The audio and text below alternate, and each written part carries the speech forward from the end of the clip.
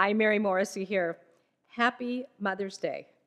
Today, there are more phone calls being made than any other day in the calendar year in the United States and around the world. Why is that? Because deep down, we want to make contact with a mother figure. And those of us that still have our mothers here where we can call them by phone, that's even better yet. My mother passed away a number of years ago. So I don't get to call her by phone anymore, but I get to call her to mind. And I get reminded of the many great gifts that she gave me. Now, over the years of the work that I've done, I've talked to lots of people who didn't have the relationship with their mother that they would have loved to have had. But there's always something we can be grateful for, no matter what the relationship looked like with our mom. She gave us birth. So for a moment, join me in sending a big wave of gratitude to the woman who gave you birth, who gave you the opportunity to have this life. And then we can also focus on something that she taught us or we learned from her that has helped us in this life. So I want to share with you a few things that my mom taught me as my gift to you on this Mother's Day. My mother taught me courage. When she was 3, her mother died. By the time she was 16, her sister had died. By the time she was 20, her father had died. She did not let those losses keep her from loving. She did not let those losses keep her from believing in life. She had a courage to keep believing in life and the goodness of life, even in the face of loss and difficulty. And I saw her live that courage pretty much every day of her life. She taught me fun. She taught me a practice that she called putting a zip in your day. That zip was something that she learned because after her mother died, her father, and she lived with a grandmother, and there were 2 other little kids, and they had very little money. But they learned that even without money, you can put some fun in your day. And they called it putting a zip in the day. And it meant you go home a different way than you walk home from school a different way than you walk to school.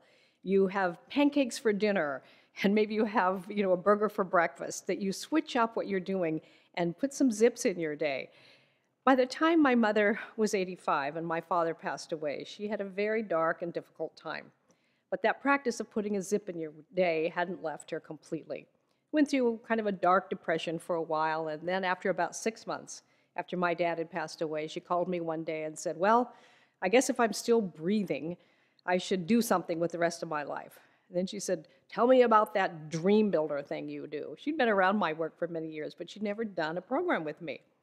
So she began to dream build. She began to get her attention off what was no longer available to her and put her attention on what could be available to her. And she started China painting. And then on the occasion of approaching her 90th birthday, she wanted to give the gift of starting a nonprofit to do microlending to she lived in the Northwest, to give Northwest loans to those who had been impacted, had losses, injury or death due to the Iraq or the Afghan war. It was her dream to help vets. And to help fund that, she wrote a book on her 90th birthday called 90 Ways to Put a Zip in Your Day. And these were 90 ways that were her favorite ways to put a zip in the day, all of which she had tried and tested. And there was fundraising that happened to help her get going with that. Now, she would live to be 92. But those several years where she was using courage to take her forward in the face of loss in her life again, using courage to put a zip in her day no matter what. She passed away in 2010. A couple years later, I was speaking in Seattle, Washington, and a couple waited in line to talk to me, and after I finished speaking, they came up to me and they wanted to thank me for my mother's book, Putting a Zip in Your Day, and what difference it had made in their life, because they began to try out those putting zips in the day, and it'd been fun for them, brought a new breath of life into their lives. And this couple, who was maybe a decade older than me, they said to me, but the one that we can really thank your mother for is we now have a new dining room table because of her. And quizzically, I looked at them and said, what do you mean you have a new dining room table because of my mother? They said, well, we tried all of her zips in the day. The one, do it on the dining room table.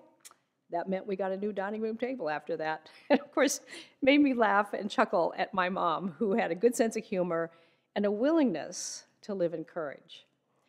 So as we emulate the things that have mattered to us in either our mothers or our mother figures, I just want to say to you, living in courage no matter what comes our way, deciding that we can have fun in the day no matter what's going on.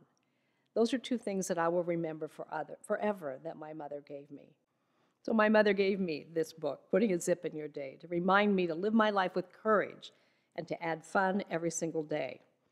And on this Mother's Day, I'm giving you a copy of this book, Putting a Zip in Your Day. All you have to do is click the link below and you will immediately have your full-color digital copy of Putting a Zip in Your Day. So you can be reminded too, to live your life with courage and to put fun in every single day.